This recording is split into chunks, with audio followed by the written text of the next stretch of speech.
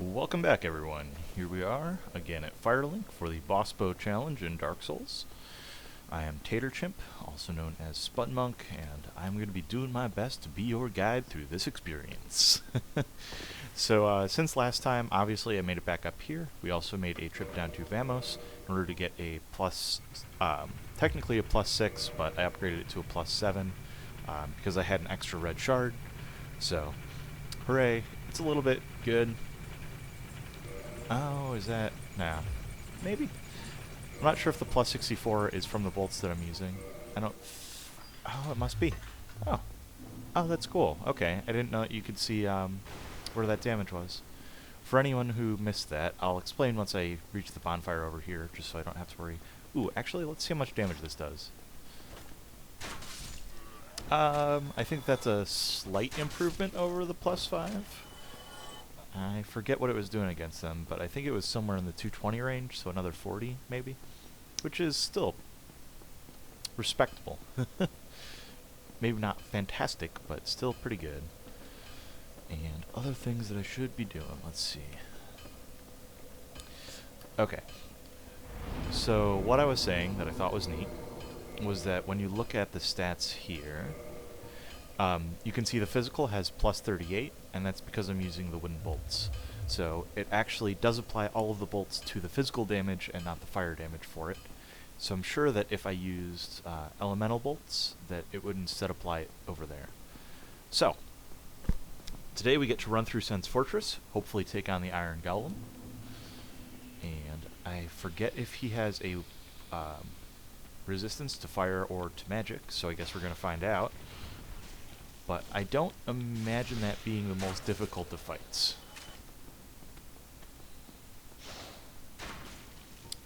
Might just be better to go ahead and use those Vi on these guys. Just because I can do stuff like that. And if I had to guess, I'm going to get at least one Serpent Greatsword just because I don't plan on using it. That's usually how this game's RNG works. I guess it would be the popular thing to do, so I could actually take a little bit of time to talk about my thoughts on Dark Souls 2. And to be honest, I'm a little bit concerned because... basically because I really like Dark Souls, so anything that the sequel does, it's just going to be compared to this game instead of compared as, is it a good game on its own? And whenever you run into that situation, it's pretty much nobody wins. I'm just waiting for a good variable attack. Yeah, whenever you run into that situation for a game, it's always going to wind up that the other game just looks bad by comparison. So I think that there's definitely a lot of room for that to happen. I also think that people are worried about a whole lot of nothing with it. Basically, the people who have designed Dark Souls games, they're pretty good at what they do. I think a lot of people really like Demon Souls. I think that Dark Souls was fantastically designed, so I think that they're pretty knowledgeable in how to make a good game, so just kind of leave it up to the designers to create something good. But one of the big things was that you could basically use the Lord Vessel from wherever you are. People are like, well, you know, that's dumb because you only got it halfway through Dark Souls, and you know, it's all about the exploration, and if you can just warp over to whatever place you want to be, then you don't have to fight through the enemies. And I'm like, guys, that's what Demon Souls did, right? That's what the Archstones were, and everyone didn't seem to mind. If anything, Dark Souls took a step back from that. So I'm sure that it was more of a case of FromSoft seeing it and saying, well, how can we make it closer to Demon Souls while still keeping some of the Dark Souls philosophies. So, at least that's my opinion on it. And they kind of did this again with the reintroduction of what sounds to be grass-like items. I haven't played the beta, so I really don't know. But they introduced items that heal you over time, that have quantities that aren't limited to resting at a bonfire, unlike the Estus. Yeah, I did get away with that. Okay. It's good to know. Yeah, it's not limited to stopping at a bonfire, so it's kind of like the grass system, which is something that I was a little, I don't know, nervous on. Because I think that's one of the reasons why I don't want to play Demon Souls. I've never actually played through it, mostly because I don't have a PS3. But like, you could grind out healing items, but then by that same token, that means that you could also completely run out of healing items. And if that happens, then it just seems like you'd be in a lot of trouble. So I liked that this game, you may only have had 5 to start with, but you always knew that you had 5. Like, they're not going to be taking that away from you. Well, that counter trap failed, but that's alright. It's not incredibly difficult to take these guys on. I just like to use the traps where I can. Wow, it even flattens them. That's pretty good.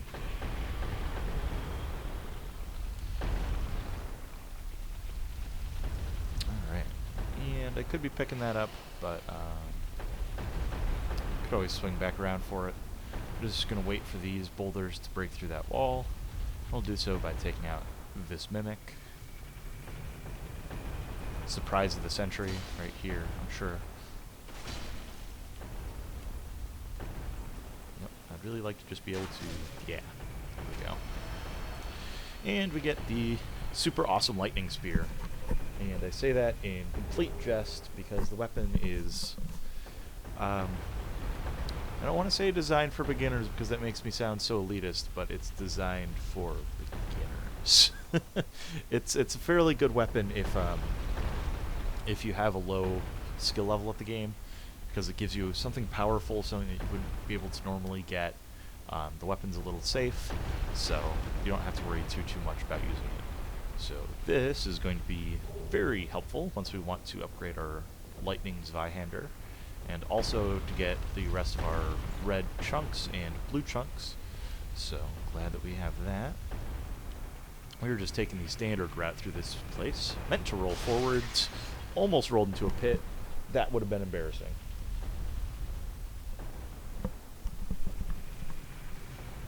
Alright, there we go. You just have to remember to get off the 3rd floor. So first, 2nd, 3rd, that's our stop. 4th floor is Spiky Death. Avoid falling into that. Occasionally that thing will shoot towards this stairway, which, yeah, that's a problem. But you also do need to do that in order to free Big Hat Logan, but I just don't care because I'm not using any kind of magic to speak of in this playthrough. So... alright, just a few more of these to get through.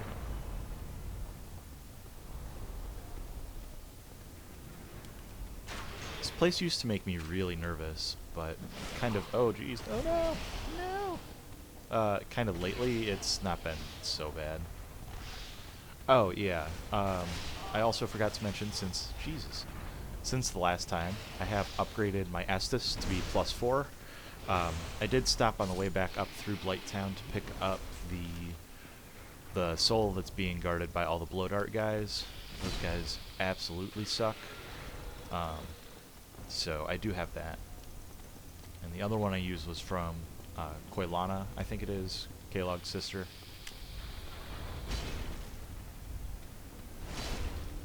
This weapon is so powerful. Unfair amounts of power. So then, if memory serves, then we should just have one little section to deal with. And actually, we are well suited to deal with it, because we have a ranged weapon.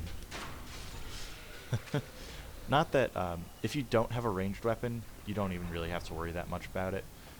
She is not that big of a deal as long as you keep moving, and then just avoid that switch down there, and then you're good. Assuming that you don't get firebombed to death, so maybe not so good. And I'm so excited because we get to pick up our next crossbow. Alright, and then go ahead and secure our victory. We did it! With the exception of me getting manhandled by a man-serpent, that was pretty painless. So now, and I don't think I have enough souls to level up, or else I totally would. So now we just get to deal with the rest of the fortress. So let's start with getting that. Which actually might be able to push us into next level territory, but I think that we'll just try and get that from Ricard, who is not the brightest at times. So I think that we will be able to cheese him by using our rapier to its fullest. Or not our rapier, our Zwei. Yeah, I'm going to need you to take like 3 steps forward there, mate. There you go. Yeah, right there. Right there. Right there is good.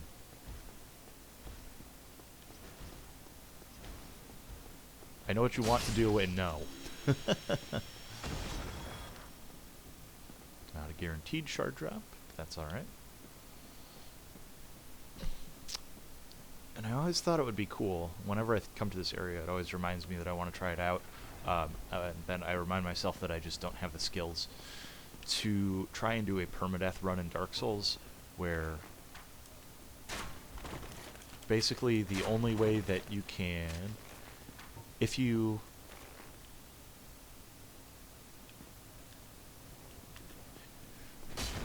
wind up dying, then you have to start a new character, unless you had a rare ring of sacrifice. Doesn't matter if it's rare or not. So basically the idea would be you only get 1 chance. You get 1 life. If it's gone, it's gone. And I think that could be really interesting to do. I know that any individual part of the game I would be able to do without dying, but overall only having, I think there's maybe like 8 rings that you could get. That could get a little dicey. Plus it uses up one of your best equipment slots. Some of the things that the rings can do are absolutely amazing. So that's one of the reasons not to get too far off to the side, but I've got some time. Why I like the not using the ring of favor and protection is because the versatility that the other rings give you is so much more interesting than basically getting like 5 free levels from the favor and protection. I just want to be able to equip something more on top of what I've got here. I don't think that's really going to do it, but couldn't hurt to try. Oh, hey, cool. It did. I can do flippy flips. Unless I get the sniper crossbow, then I absolutely cannot. Oh, it's because I'm using the light crossbow. Well, that's alright. What is my weight at, then? It's at, so yeah, I've got like another almost pound that I can wear.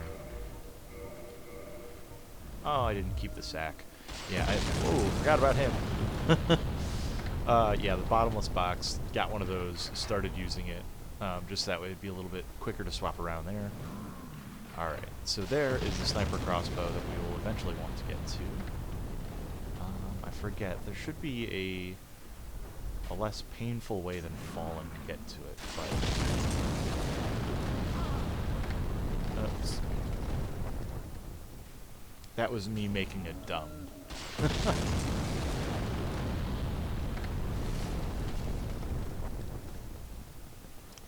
Because you never really want to fall, except in our case. So maybe I'll just try and get the key and go from there.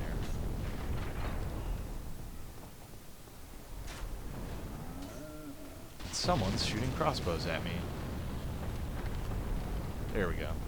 Oh no, I fell. This is the worst thing to have ever happened to anyone.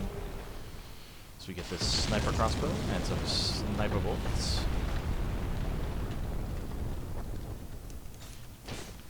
Fail. Oh, the failures.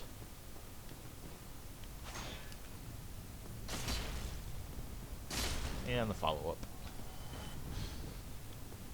This also does get the Firestone Plate Ring, which can be useful when fighting against the Centipede and other bosses in that general area. Would have been super nice to have against Ceaseless. Although I don't think that I honestly would have used it, because it's not conductive to the flippy rolls, which I always like. I did a build very similar to this a while back, and it was using the same gold-hemmed equipment, the same shield, except for I was using the Dragonbone Fist, and that was a lot of fun. I was basically trying to uppercut all of the bosses to death, and in that I succeeded. I noticed when I was watching through back in episode 4, I think, against the Moonlight Butterfly, and somebody did point this out to me as well, that when it landed, I switched to the Zweihander to take it out, so technically I have already failed at my boss-only run for the crossbow, but I'm pretty sure that I had that guy. I can go back and kill him on New Game Plus with just as little difficulty using only a crossbow, but I do feel kind of bad. Fighting him just became so second nature, where I'm just like, yeah, of course I'm going to do this. He's landing. He's an idiot. I'm going to beat him with my melee weapon that does 1,000,000 damage. And I was like, oh, right. Should not have done that. Man, the resistance that this set gives you is insane. All that bleed resistance will come in handy when we make it to the Painted World, actually. Because fighting against Priscilla, the biggest threat, especially if you have some free humanity, which you should, is her bleeding you out. So having that much bleed resistance, having quick movement, it really shouldn't make a difference. Although, she is going to be an utter pain to defeat with this. I hadn't thought about that. Oh man. I'm going to be in minor amounts of trouble against her. That'll be fun. That's kind of a cool thing. That's how you can tell if this game was really well designed, was that against certain bosses, certain weapons deal much, much better. Like, I'm trying to think of some good examples. Like the crossbow, we saw there was one boss where I was just able to completely cheese out, I thought. Like the Capra, he's a little bit easier with the crossbow, harder with the melee weapons. Like the giant mushroom dads, easier with ranged, harder with melee, but then you get some where the melee's easier, and like the Moonlight Butterfly, absolutely if you have a ranged weapon, but it makes a lot of good trade-offs, I think. I know I did my whip only run, and that was yeah. Against Priscilla, it was mostly a battle of attrition because the whip that I was using dealt pretty much no damage. I think that I needed to hit her something like 43 times in order to be able to kill her. So, and if I could stagger her, then she would turn visible, but staggering an invisible opponent with the whip is... It's tough. It's tricky. So, continuing right along. Haha, you're foiled by my flippy rolls. And I could leave the boulder tossing guy alive, but that would be dumb. Don't do that. Instead, I'll just do what everyone else does and wait for him to have a temper tantrum.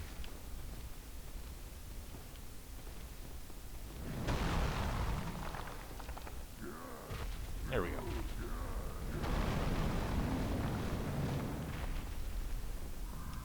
Get our handy-dandy Zweihander. While we wait for our stamina to recharge, switch over to this.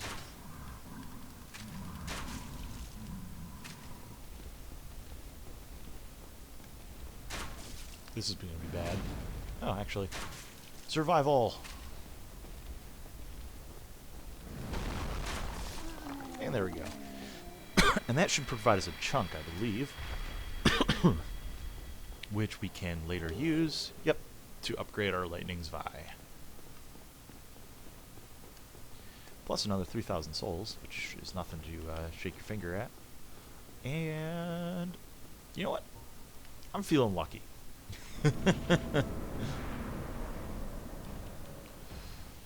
It'd just be one Estus, and you've heard my stance on surviving with one Estus before. Alright, so that's pretty low damage. And that's even lower damage.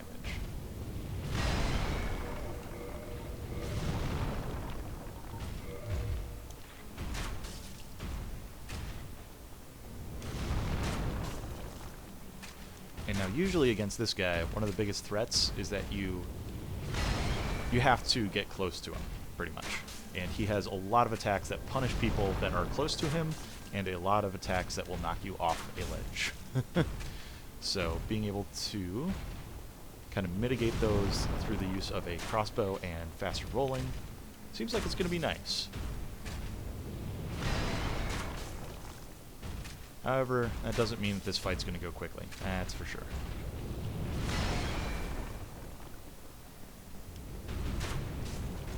If I could stagger him, though, I honestly don't think that's going to happen. Just for the record. Wow. I thought that might actually knock me off the edge. I'm glad that it did not. Which is kind of stupid commentary. I'll be the first to admit it. That's John Madden-style commentary of they're going to need to score some more points if they want to win. If you were to instantly kill me, that would be bad. Try to avoid that. But basically, all of his attacks do have severe amounts of knockback to them. So even if you are blocking, he can still knock you off the edge relatively painlessly.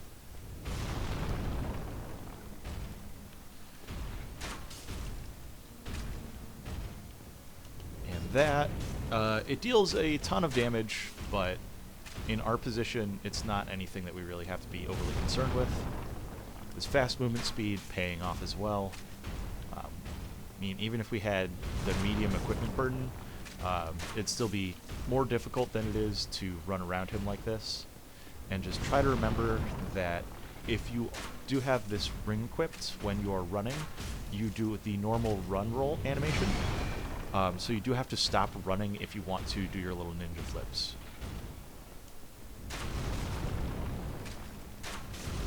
We got a little bit of baiting going on there.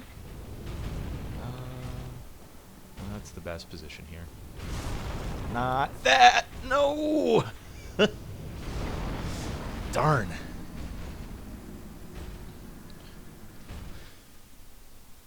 Man, that sucked. That sucked. Because anytime that something like that happens, it is a waste of our bolts. To say the least. It's so tempting to summon Tarkus, but I don't think we need it. If it wasn't for his grab move, I think I could actually just wait right by the start and just block all of his attacks, and then just, like, okay, cool. You still hitting me? Whatever. I've got a pretty good shield. Don't think it's going to make a difference. But it's alright. That is going to be his main way of killing us, and hopefully we don't see that more than once. I just wanted to demo it for anyone who hasn't seen how he can do that. Yeah. That's what you have to look out for. So, you know, be careful with that. Not that much of a douche. Alright. You spaz.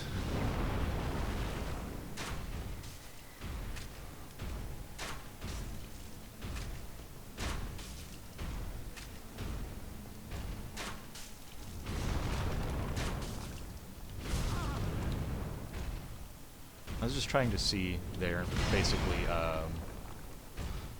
if I got a few hits into him, if it looked like he might get to a staggered state. Doesn't look like that's going to be the case. I honestly don't think... You dick. I honestly don't think that we are ever going to be staggering this guy.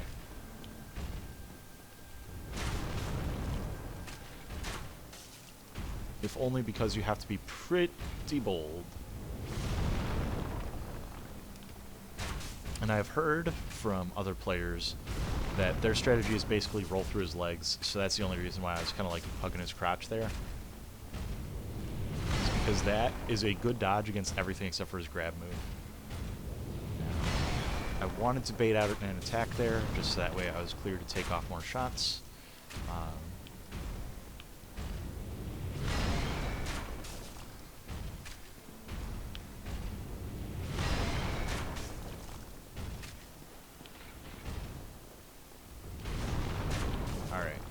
I have gotten myself into a bit of a poor position here. So let's hope that we can roll our way out of it, which we could. And then basically, I forgot what boss I was saying to do this before. I think it was...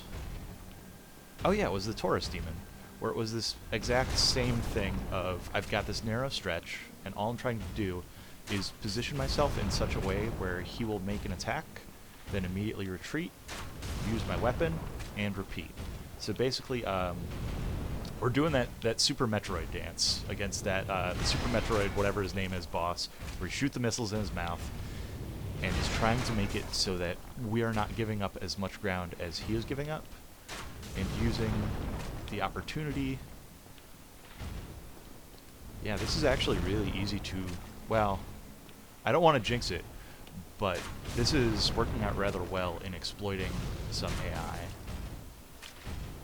And then we've got a grab to be careful about. Alright, and then we're kind of getting back to our own bridge, so pretty soon we're going to need to reverse our positioning here. But we can still bait out a few more attacks before we have to do that.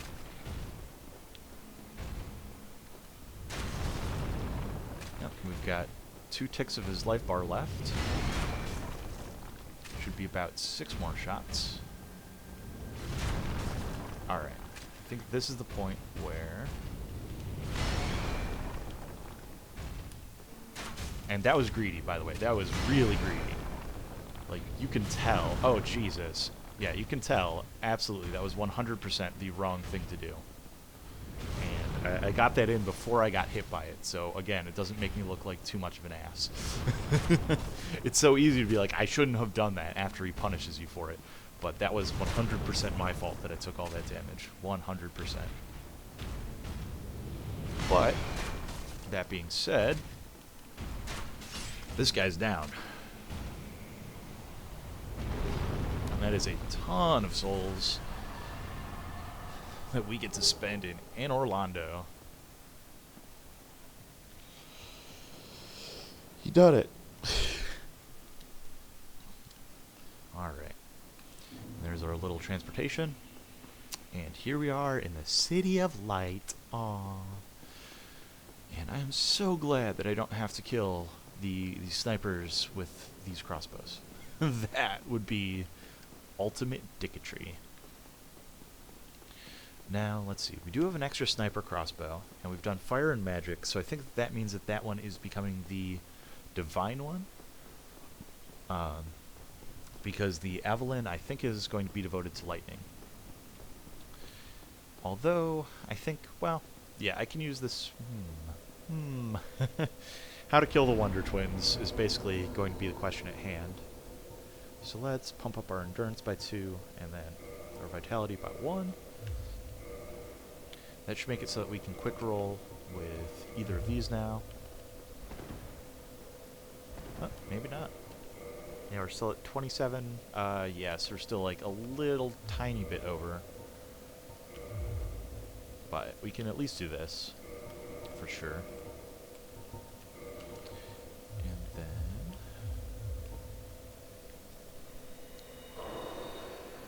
That was so close. Almost right on the money. Level up one more time. Oh, wow. 3, yeah, by 100, of course. And that's all we've got, so, yup, that's what we're using. After I cycle by it 5 times. Alright, and another one into vitality, just for good measure. Just taking a look at the time here, we're probably getting a little bit close. So I think that I am going to go ahead and call this an episode. I will see you guys next time in Orlando.